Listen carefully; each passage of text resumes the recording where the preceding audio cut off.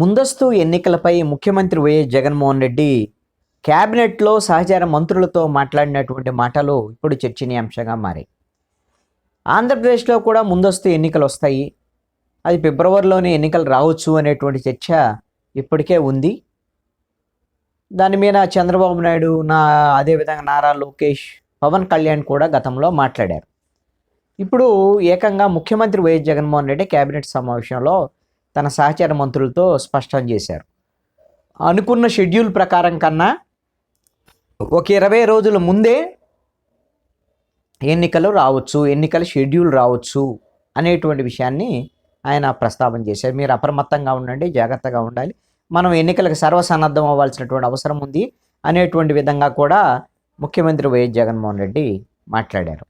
2019 ఎన్నికలకు సంబంధించి మార్చి 10వ తేదీన ఎన్నికల నోటిఫికేషన్ వచ్చింది.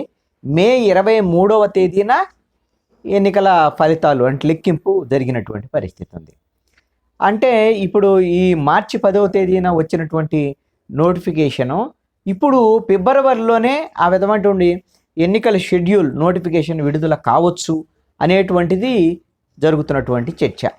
ఒకవేళ ఫిబ్రవరిలో నోటిఫికేషన్ వస్తే షెడ్యూల్కి సంబంధించి మార్చిలో నామినేషన్ల ప్రక్రియ, ఉపసంహరణలో వ్యవహారం అని ఉంటే బహుశా ఏప్రిల్లో పోలింగ్ ఫస్ట్ వీక్లోనో ఏమో ఉండేదానికి అవకాశం ఉండొచ్చు.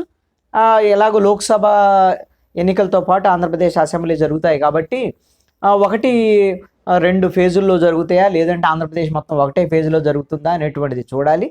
లెక్కింపు అయితే మాత్రం అన్ని ఫేజులు కంప్లీట్ అయిన తర్వాత మాత్రమే లెక్కింపు ఉండేదానికి అవకాశం ఉంటుంది.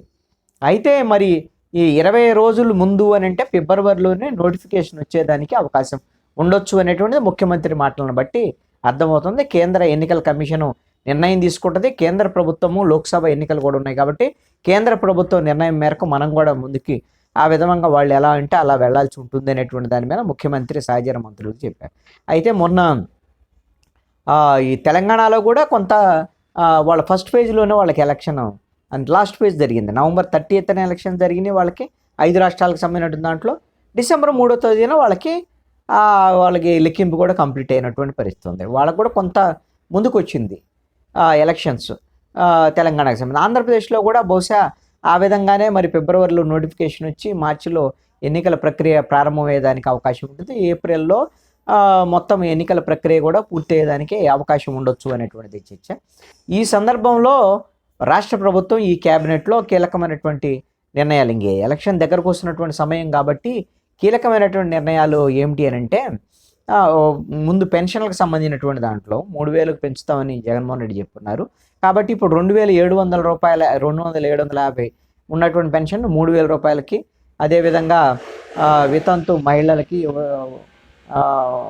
ఒంటరి మహిళలకి వీళ్ళకి ఇచ్చేటువంటి పెన్షన్ల ఆసరా పెన్షన్లకు సంబంధించినటువంటి నిధుల విడుదల, వీటికి సంబంధించినటువంటి వ్యవహారం ఇవన్నిటి మీద కూడా కొంత ఇప్పటికే చర్చించినటువంటి పరిస్థితి ఉంది. విశాఖ మెట్రో రైలుకు సంబంధించినటువంటి డిపిఆర్కు సంబంధించినటువంటిది కూడా ఇప్పుడు ఈ మంత్రివర్గ సమావేశంలో చర్చించినట్టుగా సమాచారం. అంటే ముఖ్యమంత్రి కూడా ముందస్తు అంటే 20 రోజులు అని అంటే దట్ మీన్స్ దాదాపుగా ఇప్పుడు డిసెంబర్ సగంలో ఉన్నాం. ఒక జనవరి మాత్రమే మనకి ఎన్నికలు లేనట్టు, ఫిబ్రవరిలో దాదాపుగా దాని నోటిఫికేషన్ వచ్చేటువంటి పరిస్థితులు దీన్ని బట్టి ఉన్నాయి. అయితే ఈ రోజునే మంత్రి బొత్స సత్యనారాయణ, విద్యాశాఖ మంత్రి ఇంటర్మీడియట్ అదేవిధంగా 10వ తరగతి పరీక్షలు, 10వ తరగతి ఏమో ఫిబ్రవరిలో, ఇంటర్మీడియట్ ఏమో మార్చిలో నిర్వహించేటువంటి విధంగా వాళ్ళ ఎగ్జామ్స్కి సంబంధించినటువంటి వాళ్ళ షెడ్యూల్ను కూడా విడుదల చేశారు. బహుశా మన పోలింగు జరిగే సమయానికన్నా ముందే వాళ్ళ ఎగ్జామ్స్ కంప్లీట్ అయ్యేదానికి అవకాశం ఉండొచ్చు అనమాట. రెండు ఏమన్నా కాంట్రాడిక్టరీ అవుతుంది అనుకుంటే ఒకవేళ ఎగ్జామ్స్ షెడ్యూల్ని మార్చుకునేదానికి అవకాశం ఉండొచ్చు. మరి ఎన్నికల పరిస్థితి కొంత ముందుగానే వచ్చేటువంటి పరిస్థితి కనపడుతుంది ముఖ్యమంత్రి వ్యాఖ్యలను బట్టి చూస్తే.